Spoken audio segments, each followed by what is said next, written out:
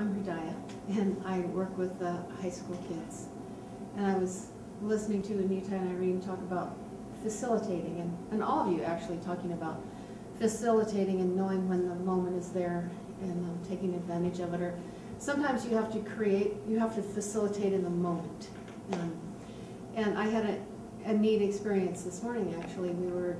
The girls were leading yoga postures, where we have a teacher, a yoga posture teacher, and she wasn't there today, but she had set up all the girls to teach a different posture. And, you know, we've been learning for the last couple of months.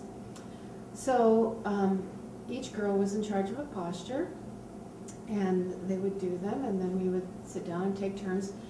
And at the beginning, I thought, uh-oh, because I know I saw some hands that were in the wrong position. I thought, I know the possibility here is that someone's going to say, you're not doing that right. Oh, you know, because I have several who like to step into that kind of I'm going to step here and I'm going to tell you how to do it right. I didn't want that to happen. So I said, let's wait. Even if you see something that's wrong, let's wait and just let them lead the posture. And they're all over, and I could feel this kind of tension like this because some things were really done wrong. And but everybody just didn't say anything. They just sort of held back, which I was proud of them for. And then at the very end, one of the light girls who's, you know, you have to sometimes just make a space for her. And she looked at me, and I said, yes. And she said, can we have a feedback session?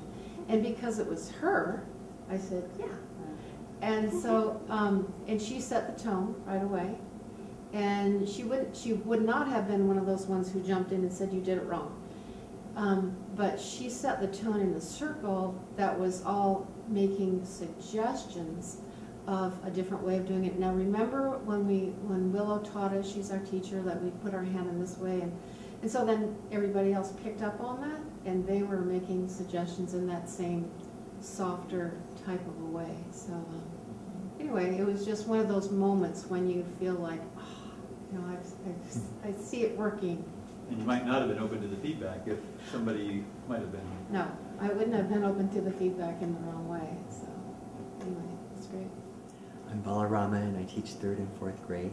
We recently went to a salmon hatchery, and I was wearing dark green clothes, and a lot of people mistook me for a person who worked there.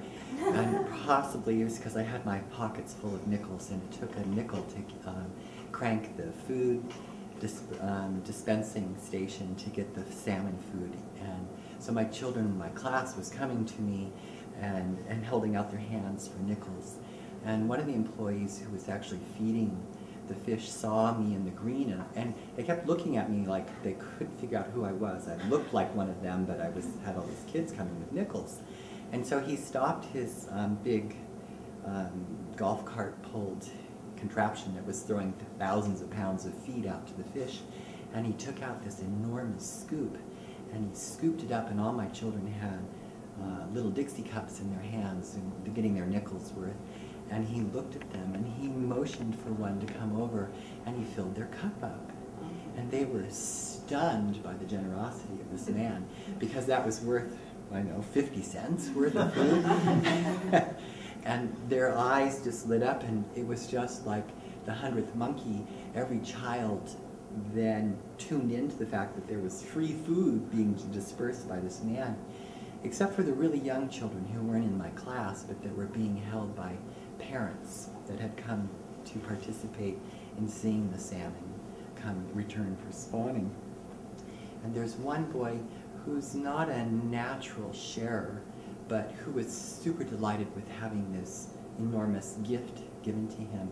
And when he came running to show me, I whispered in his ear, do you think you might like to share with that little girl over there who was in her dad? She was probably 3 years old. And he turned immediately with that generosity that just had been shown him. He went right up to this complete stranger and held out his cup and asked if she'd like some of it. And so it just struck me that sometimes you're waiting for the opportune moment, and it may not be the lightest child in the class, but they'll rise with just the slightest suggestion of where they can go. And once he offered it to the little girl, all the other kids, the ripple effect happened again, just as in your class. The lighter kids and the ego-active children were then now looking for someone to share their bounty with.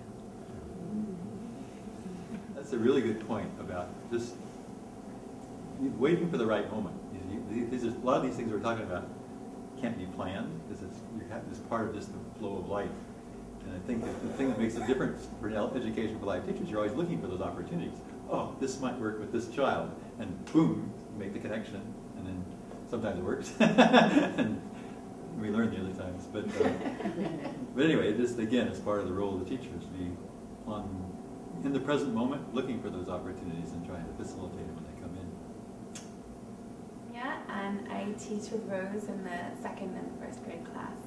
And I recently read a story to our children, quite spontaneously, about the story of 3 Cups of Tea and Greg Mortensen raising money to build a school in Pakistan and how it spread. And the story was very child-friendly version of his story.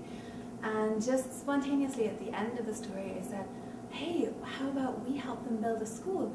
And the kids just took off with the idea, and there were pictures, and there were poems, and they were so excited to go to every classroom and flyer up every single spare inch they could find. And I think if it hadn't been for their enthusiasm, we wouldn't have gone so far with it. But every single time anyone brings in any money, there's so much excitement and so much gratitude, and it's just really thrilling to me to see when they're given that opportunity to really rise and think about others less fortunate, just how much they just suck it up and how it feeds them so deeply. So, really grateful. So I want to thank everybody for sharing, and I hope that all of you watching were able to get some ideas for working with your children. The ideas, all of the things we were talking about come out of the book Education for Life, and we'd like to encourage you, if you haven't seen that, to look at the book itself. You can also get on the web. The website, we have livingwisdom.org is our website number, and there's lots more material there. Thanks for watching.